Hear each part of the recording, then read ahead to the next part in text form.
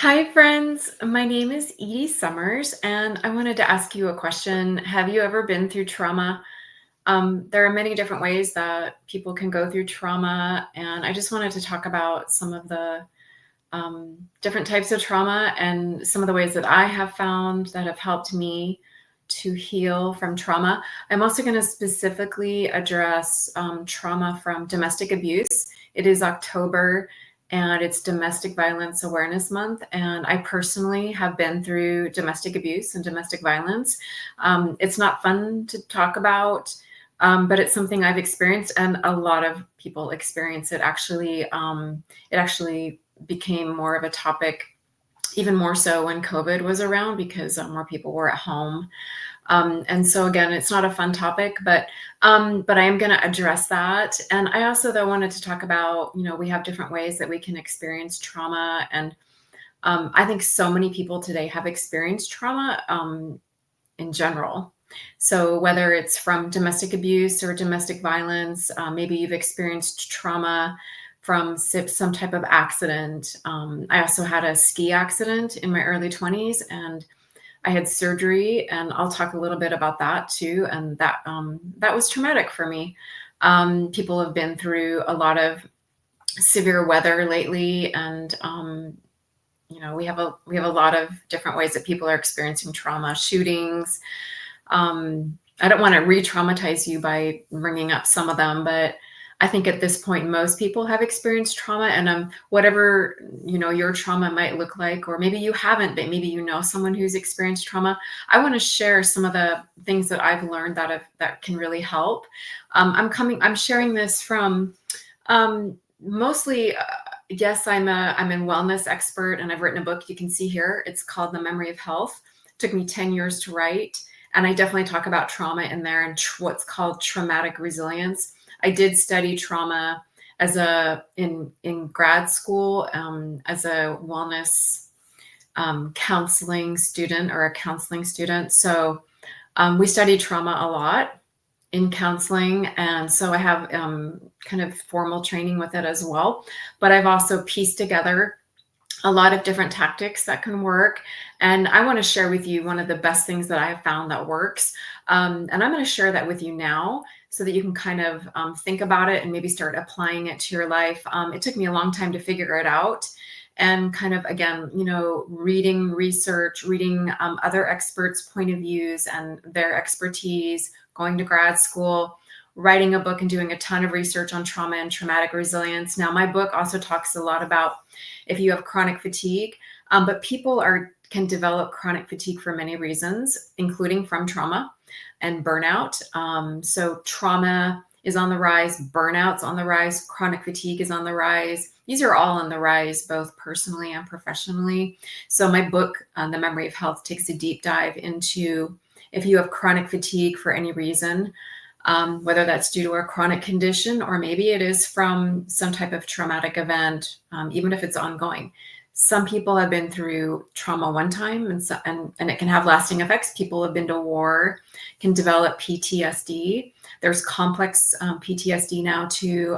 They're always finding kind of different ways that people have experienced, whether it's trauma or anything for that matter. The research is ongoing. So we learn new things about what might be causing trauma and also how to help it. But my number one tip to help trauma, and again, this is gathered from years and years of research and reading and my own experience, is it's having new experiences, positive experiences with people that kind of create really good memories. So, because think about it, if you've been through trauma, that's kind of a bad memory, right? That either your brain remembers or your body remembers, or both. And so it keeps getting kind of repeated, even whether or not you're aware of it, kind of on the unconscious level. So I have found the best way. Time can help too. And there are a lot of things that can help. Like creativity can help. Anything that's going to stimulate both parts of your brain is going to help. But the number one thing I have found that helps me, and also that I've seen said over and over again, although it's not said that much, but it is out there, this expertise, information, and tip, is that new positive experience that's kind of like deeply memorable can help your brain kind of rewire that situation where you're where that traumatic event lessens, and it can be you can find like create new pathways, so to speak. There's what's called neuroplasticity or brain plasticity, and part of it is related to that, is kind of creating those new positive experiences and new positive neural networks and neural pathways in your brain. And so the concept of traumatic resilience, I also studied this a lot, both in my own research and in grad school. And I put a lot of it into my book, The Memory of Health, because so many topics are tied together, right? Like, for instance, you can have trauma from having a chronic condition. Again, you can have trauma from abuse, which I'm going to go into a little bit deeper here. And I will also talk about my story of how I developed chronic fatigue.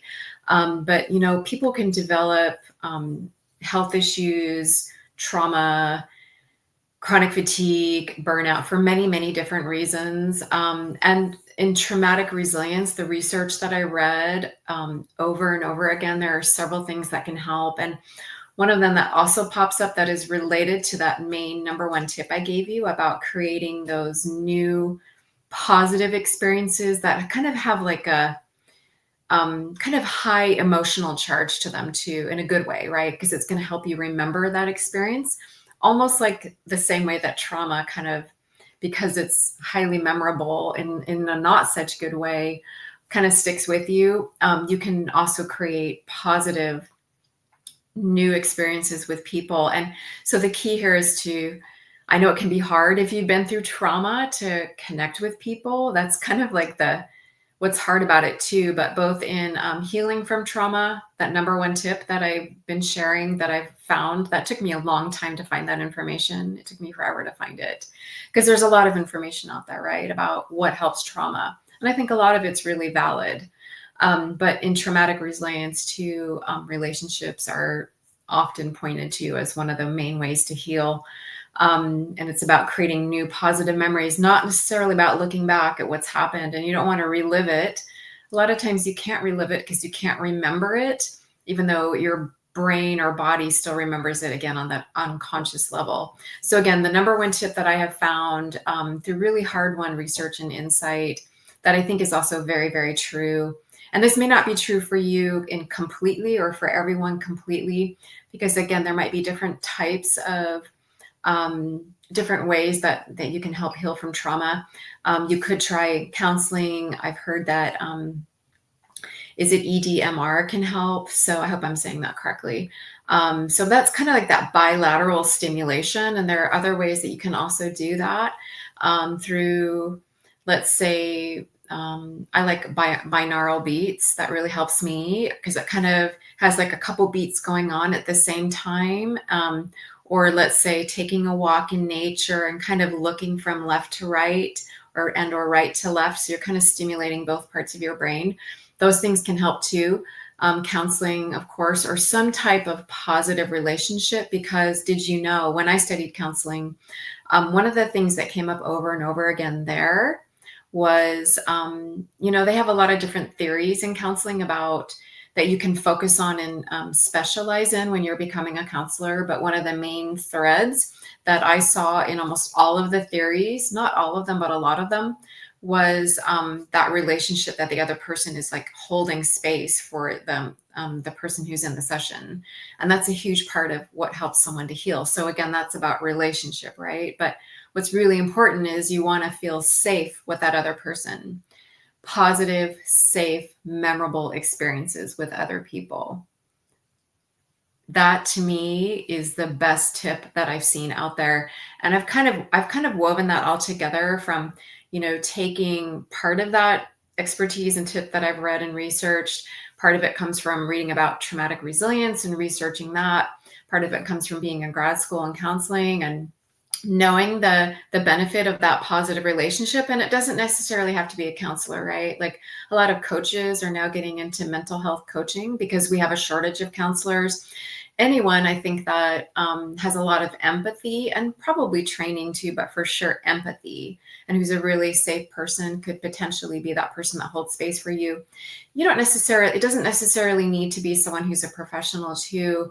It could be a really good friend, family member, and they don't necessarily need to even know that they're helping you with that, right? But it does take some risk on the person who's been through the trauma to start to trust and know who to trust, know who's a safe person, know who's going to help you have those positive experiences.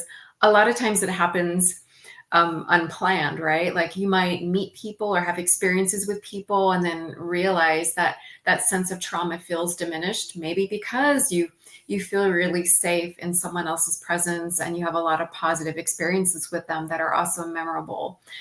So let's talk about domestic abuse, domestic violence. It's not a fun topic, but it's an important topic.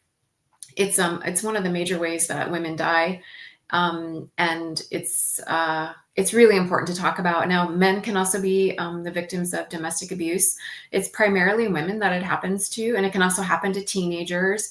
But it's unfortunately happens much more often than you think. And I have personally been involved, unfortunately, in multiple abusive relationships. So I'm trying to think of which one to share with you because there are probably two that stand out. But I think I'm going to share. So my first boyfriend was abusive. He was primarily mentally, emotionally, and verbally abusive, and took a couple months for it to kick in. And it was my first relationship ever, so I didn't realize what a relationship should look like. I didn't really know.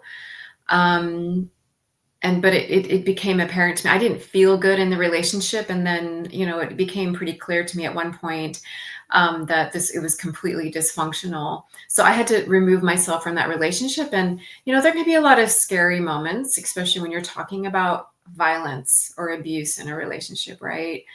But did you know that a relationship doesn't have to be physically violent in order to be considered abusive? So I think for me, in my first relationship, I saw an ad on TV. This was a long time ago.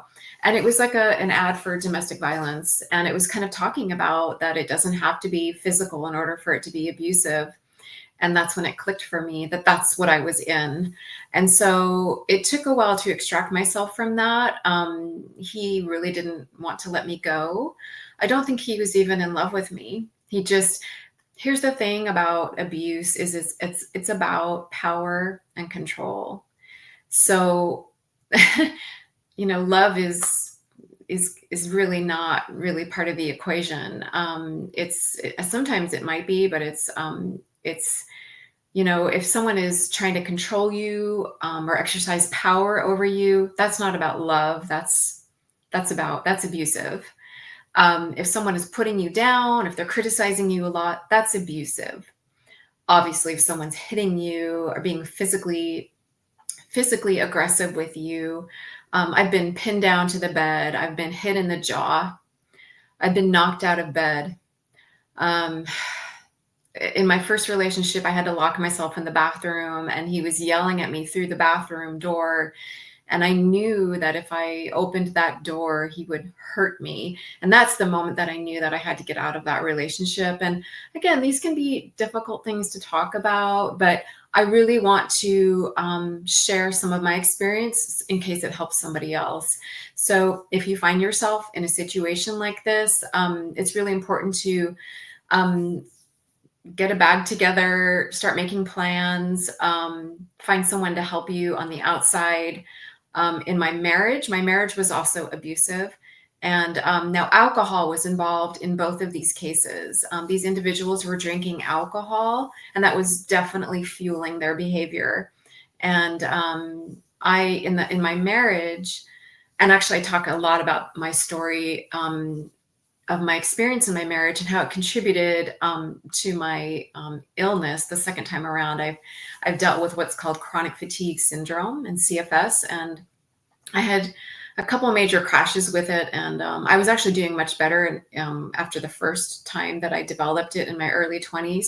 I go into great detail in all of these stories, whether it's related to the illness that I dealt with, or the story of my marriage, and even my first boyfriend. So again, I talk a lot about wellness in my book, chronic fatigue, energy, abuse, trauma, traumatic resilience. I go into a lot of detail. I'm really into like holistic wellness, and that's what worked for me. But I was actually in my marriage, to circle back. We had gone to see a counselor, and because we were trying to work on our marriage. Now, the marriage was already abusive at this point. It was abusive early on. And again, you really want to look out for signs of power and control. Is the individual that you're involved with, are they trying to control you? Are they putting you down? Obviously, if they're physically hurting you or assaulting you or threatening you with violence, that's abuse. So we went to see a counselor, and she refused to work with him because he was under the influence of alcohol. He was under the influence of a substance. She refused to work with him, but she also helped me figure out a game plan, like a safety plan, in case I needed it. And there were many times when I would have needed that to leave. Like, we're talking about in the moment leave. Like, you want to have a bag packed, and again, work with a professional on this. And there are also a lot of like domestic violence shelters. A lot of times they should be in, I would think, in probably every city and town. Like, there are going to be resources for you. And it's, they do a really good job of protecting your privacy because people's situations are different. I personally think it's all dangerous, but there are different levels of danger. And I want to share this too. If you're involved in an abusive situation, it doesn't get better, it only gets worse. So get out earlier than later. You might think that you might tell yourself, I love this person, and you might be embarrassed. You might say, this could never be happening to me. I definitely thought that a lot, especially in my marriage. Right? Because my marriage, he kind of came on fast and heavy with me, right? Like, telling me like I was, the only woman in the world for him. And sometimes those can be red flags too. Like, if someone's coming on hot and heavy in the beginning, you want to take that with a grain of salt. Sometimes that's really true, and that is really how they feel. And they're a very, legitimate, authentic individual. And sometimes that's a harbinger of things to come. That type of kind of possessive behavior can turn into abusive behavior down the road. So narcissists, I've been unfortunately involved with a lot of narcissists, and there's unfortunately a kind of a correlation between that and not having maybe any empathy, or not being able to feel that empathy for someone else. And I have found that a lot of those situations involved with narcissists can turn in abusive. So it only gets worse. So get out sooner than later. I know it's not fun to extricate yourself from a situation, but you have to ask yourself what's more important, your well-being, your life, or this relationship that you think is potentially based on love, which is really based on power and control. So there's a lot more I could say about that. And it's taken me a long time to heal from those situations. And it really affected my confidence. It really affected my self-esteem. It took me years and years to build up my confidence and self-esteem, and to know that I was worthy of being treated well. And to this day, I had to really work on my boundaries. And I think this is probably true for a lot of people. But think about it this way, like, what was also hard for me, and I think this is also true for a lot of people, is saying to yourself that this couldn't be happening to me. There's no way that this is my reality. And there's no way that, why in the world would this person who claims to love me treat me like this? Like, and I'm so ashamed. I'm so embarrassed. Like, I would never be able to tell anyone else who thinks I'm in this loving relationship. Like, my ex-husband and I used to be called like a power couple. And unfortunately, now there are a lot of great relationships out there, but, it is really true. Like, what happens behind closed doors can be very, very different than what the veneer looks like. And so find someone to talk to, find someone to make a plan with. definitely know that you're not in it alone, and be careful. Be careful of your own safety, and put yourself first, and know that you definitely do not deserve what is happening to you. This is about the other person's behavior. A lot of times they're projecting onto you. Sometimes it could be some type of mental health disorder where, it's just completely unsafe for you to be with that person. So get your boundaries strong, make a safety plan, talk to someone, find resources. There's the National Domestic Violence Hotline. I wish I had that number for you, but it's pretty easy to look up, and they're very good at a lot of these domestic violence shelters and hotlines and websites are very, very good at protecting your privacy. So it's far better for your health and well-being and safety to reach out and get help and get out sooner than later. Don't worry about what the optics look like. Get out, but do it safely and do it as soon as you can. So I wanted to share a little bit about. I told you I would talk a little bit about. I had developed chronic fatigue in my early 20s. And again, I mentioned that sometimes people who have been through chronic illness can develop trauma just kind of from having a chronic condition and kind of like the ongoing effects of that and being judged. A lot of times people who have these, what we call kind of invisible illnesses, chronic fatigue syndrome would definitely fall into that.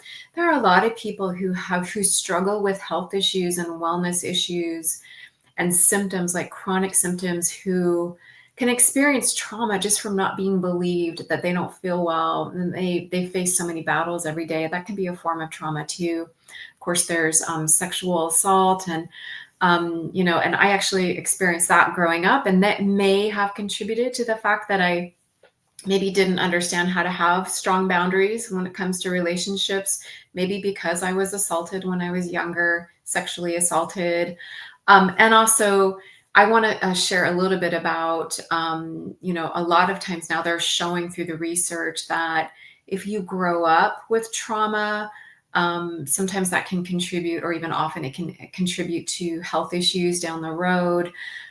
So now there are a lot of things you can do. And I go into great detail in my book. My book took me 10 years to write. It's called The Memory of Health. And I really take a deep dive into how to holistically kind of support your energy, how to holistically support your body, how to holistically support your heart, your mind, your body, your spirit. I definitely talk about even like, I even talk about addiction a little bit in there. It's a comprehensive guide to well-being. There's a lot of self-care tips in there. There's a ton of research in there on chronic fatigue, trauma, traumatic resilience. I even touch upon depression in there. Did you know that depression is now considered kind of a whole body condition? And I definitely talk about stress in there. And there are a lot of things that you can do to help yourself to heal from trauma. And there's a lot that you can do to help kind of fortify your body, in terms of if you have a chronic condition too, or let's say chronic fatigue, and a lot of times I also talk a lot about this in my book. Oftentimes what happens is we find a new normal. So whether that's you have a new normal from a chronic condition, or you have a new normal from having experienced trauma. And, there are a lot of ups and downs with it. And I know it can be really hard and really challenging to face trauma or to face a chronic condition or to face whatever like your great life, health, or wellness challenge is. I totally get it. But I think there's solace in piecing together what you can to help yourself heal. Reach out to others that feel safe to you and who feel positive to you. Safety is really important, right? Like make friends with people who kind of really have good boundaries themselves and are genuinely safe and positive people. There are those people out there, and your well-being is worth it. Your safety is worth it. It's there are healthy, happy people out there, and so sometimes we have to draw those boundaries and only allow people in that have really done their own work on themselves and for whatever reason, have chosen kind of that healthy, positive path. And for some people that comes really easily. Sometimes they have a lot of support from families growing up, and other times people have to work really hard at it in order to find that path for themselves. But you deserve to be surrounded with healthy, happy people. And you deserve safety. You deserve positive experiences. You deserve to be happy. You deserve to be in a happy relationship. And if you have a chronic condition, I'm personally a big fan of exploring holistic tactics, but a lot of times we have to find what works for us. And I talk a lot about both alternative tactics and medicine in my book. And I also talk about integrative medicine and even mainstream medicine in my book. So I did a ton of research. There's a ton of research in there on all these topics and much more. My wish for you is that you find a way to heal whatever it is that you're dealing with, whether it's from trauma or a chronic condition. My hope for you is that you find that new normal, or whatever is going to be the healthiest, happiest version of you. I wish that for you. Thank you for listening. And yeah, I look forward to connecting with you more wherever you find this video. I'm on all the social media channels. You might be finding this on YouTube. Feel free to follow me on here. If you're on YouTube, you might be finding this on TikTok or Instagram, Facebook, Pinterest, maybe Substack, LinkedIn.